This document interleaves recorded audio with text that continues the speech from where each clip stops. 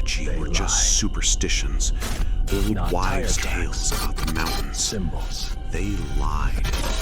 I saw the scratches on the pavement, not tire tracks, symbols. And the air didn't just get cold, it got quiet. The kind of quiet where you can hear your own blood rushing. I tried to tell dispatch, but all that came through the radio was a woman's voice whispering one word over and over. Driver!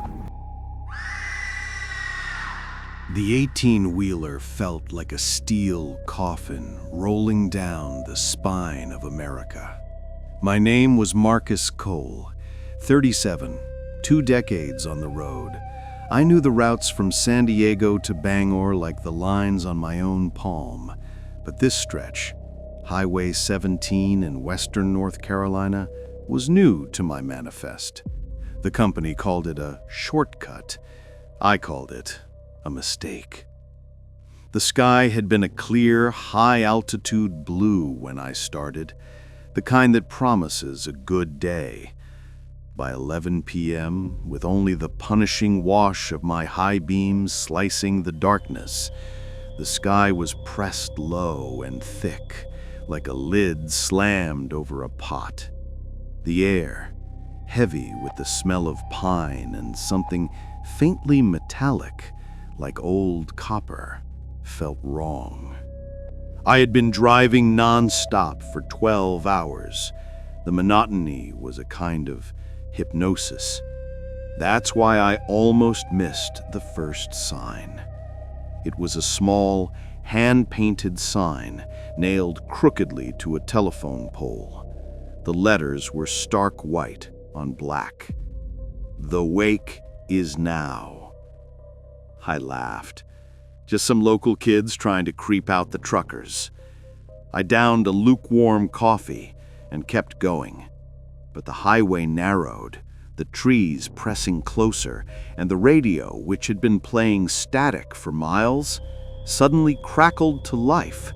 No station, no music, just that faint, repetitive whisper. Driver. I slapped the channel button, but the sound followed me. A single female voice, incredibly close, speaking directly into my ear. I pulled my headset off, my pulse hammering a frantic rhythm against my ribs. It stopped instantly. The road ahead was now empty, but the rearview mirror showed a flicker of light far behind me, too low to be a car, too bright to be a reflection. I spent the next hour rationalizing. Fatigue, caffeine jitters, the thin air of the mountains messing with the rig's antique electrical system. Then I saw the first of the scratches. They were everywhere, etched into the worn asphalt of the road, scored deep into the concrete median, even carved into the guardrails. They weren't graffiti. They were too uniform, too deliberate. A series of interlocking circles and jagged lines that looked less like doodles and more like diagrams, occult symbols. They looked ancient, like something pulled from a textbook on European black magic. But here they were, laid out on a desolate American highway. I slowed the truck. Something told me not to stop. I looked down at the GPS console. It showed me precisely where I was, a small icon of my truck sitting squarely on a hand-drawn circle overlaid on the digital map. The circle had not been there before. I hit the accelerator. This was no prank. This was something engineered. The flicker in the rear view had grown. It was still low, just above the road surface, a churning reddish-orange light that looked like a burning coal dragged across the asphalt. It was gaining on me. I gripped the steering wheel, knuckles white. The road curved sharply, and for a terrifying second, the light was alongside me.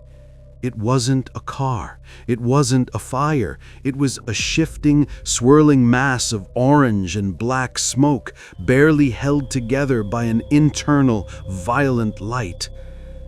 And inside it, I saw her. A woman. Her face was shrouded in shadow, but I saw her hands, long skeletal fingers pressed against the swirling vortex, and on her forearm a mark, a symbol identical to the one on my GPS. She wasn't driving. She was being pulled.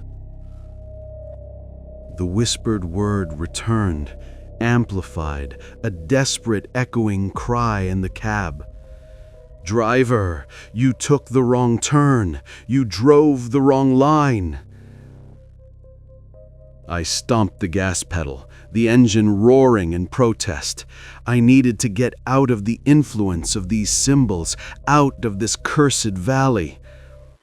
The red light was right on my bumper now, not ramming me, but attaching itself, clinging to the truck's steel as if dissolving into it.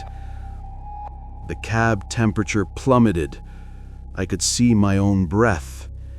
The radio console sparked, then a single clear message, not a whisper, but a harsh, grating voice, spoke from the dash.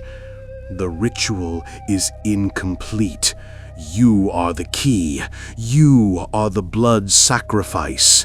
I was losing control. The wheel began to fight me, pulling right, directly towards the sheer, rocky cliff face. I slammed my fist onto the air horn, a primal, desperate sound that ripped through the quiet. For a moment, the resistance eased. I glanced wildly at the side mirror. The smoky light was gone. The symbols on the road were no longer lit by an internal glow. I was alone again. The silence deafening.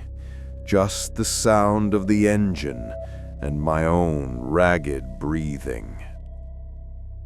I pulled over at the first sight of civilization, a dilapidated, boarded-up diner called the Crossroads. I needed to check the truck, find the source of the electrical short, prove I hadn't lost my mind. I stepped out onto the gravel. The air was clear, cold, and quiet. Too quiet. I walked around the massive vehicle. There was no smoke, no burn marks, no damage to the bumper. Everything was perfectly normal. Except for one thing. On the driver's side door, etched into the thick, dark green paint, a fresh scar. Not scratched or keyed, but somehow melted into the metal. It was the same symbol I had seen on the road, on the GPS, and on the woman's arm. As I stared, horrified, a drop of something dark and viscous slid down from the melted symbol, hitting the chrome wheel well with a soft plink. It wasn't oil. It was blood. I backed away slowly, my eyes locked on the dripping stain. The only noise was the distant, rhythmic ticking of the cooling engine. I reached for the door handle to get back in, to lock myself away. Then, the ticking stopped. The entire truck went utterly silent. The interior lights flickered on and off, then on again. But instead of the usual soft white light, the cab was bathed in a deep, eerie crimson light. The radio hissed one final, bone-chilling sentence, the words echoing with inhuman clarity. "She is riding with you now, driver." This file was recovered from the dashcam storage of a commercial vehicle found abandoned off a defunct service road off US Highway 17. The driver's personal belongings were intact, save for his commercial driver's license, which was found taped to the windshield, covered in a dried, rust-colored substance. His body was never located. You've seen their stories, but the darkness has only just begun.